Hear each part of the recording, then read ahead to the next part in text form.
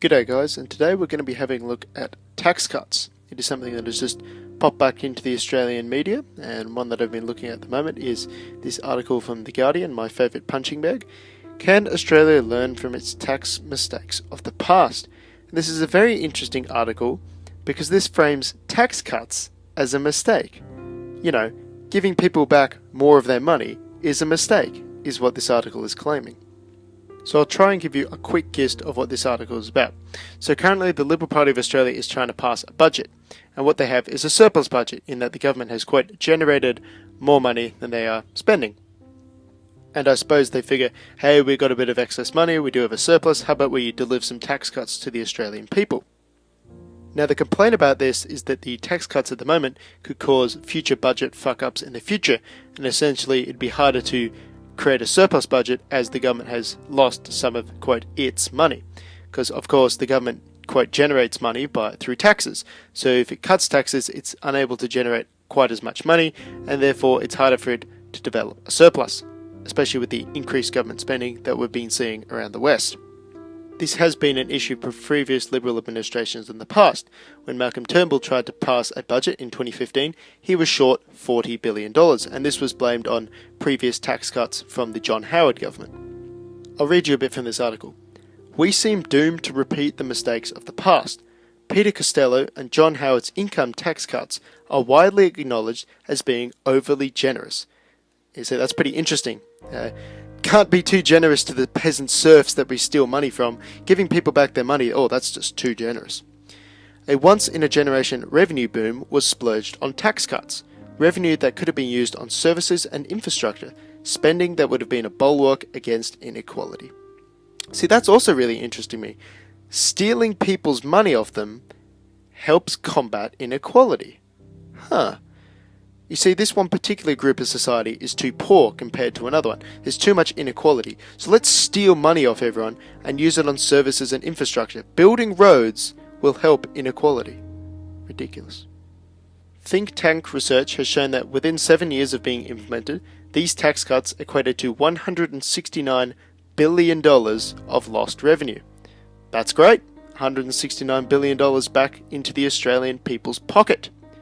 42% of the money, $71 billion, went to the top 10% of Australian income earners. The top 10% got more in tax cuts than all of the bottom 80% combined. This is said as if this is a bad thing, and I'll explain why this is not as so, and is basically just a propaganda tactic.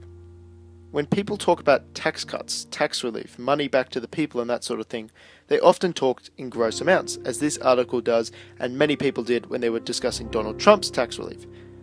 Whilst it is certainly true that the top 10% got more in tax cuts than the bottom 80% combined, we've got to think about what extra money means for rich people and what extra money means for poor people. If a rich person gets a bit of extra money, say theoretically he's earning $1,000 a week, which is a ridiculous amount, but let's just roll with it. He's earning $1,000 a week and someone comes up to him and gives him $10. He's like, nice, thanks, but this isn't a world-shattering event. Now let's turn our attention to a theoretical poor person earning $100 a week. You go and give that person $10, and that's a big deal. That's 10%. So we've got to stop thinking in gross amounts and start thinking percentage of income. And whilst it was certainly true that the top 10% got more than the bottom 80% combined, the amount given to the bottom 80% is more significant as it's a greater percentage of their income. Another thing, perhaps the most important thing to consider, is the biological boogeyman, which no one wants to talk about, but I don't care, and I'll mention it whenever relevant. Rich people, on average, tend to have higher IQs. There are of course many exceptions of people who inherit their wealth, but if those people aren't necessarily smart, they tend to lose it.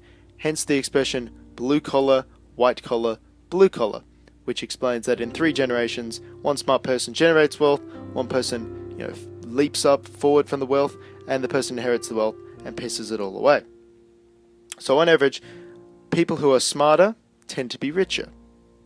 People with a higher IQ, on average, there are of course exceptions, tend to generate more value than people with a low IQ. For this, I have to invoke Price's law, in which the square root of workers generates half the value. Anyone who has the pleasure of doing a group project already innately knows this. 2 people do half the work, 2 people freeload. For a less humorous example, think of this. Picture a restaurant, and within this restaurant there are 2 groups of employees. There are the chefs and there are the waiters.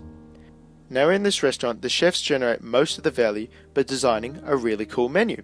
People come to the restaurant because they want to order things off the menu, not because they want to meet the waiters and that sort of thing.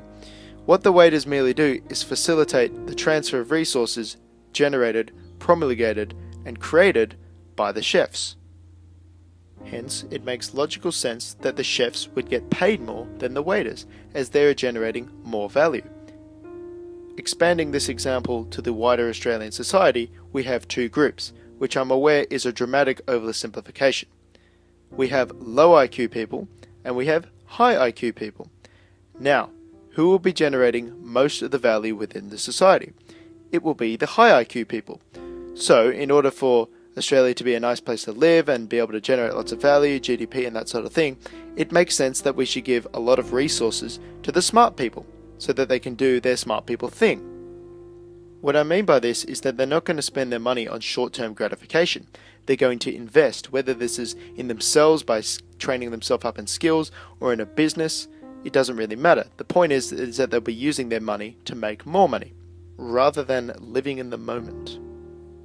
So when people harangue about the rich getting most of the money from tax cuts, you should go, great, those are the people most competent in generating value for this nation or this economy.